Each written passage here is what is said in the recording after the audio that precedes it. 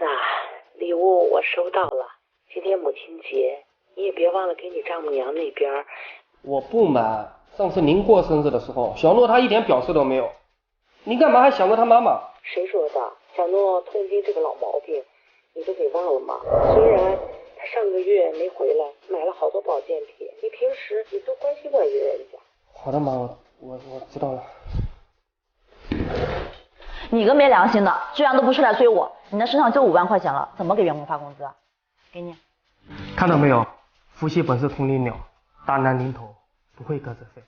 老婆，是我忽略了你每个小细节，我现在才明白，两口子就是同甘共苦，风雨同舟，坎坎坷坷一起走，大起大落不放手。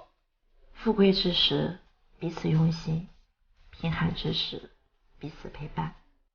柴米油盐烟火气，贫贱富贵不分离。我们总会让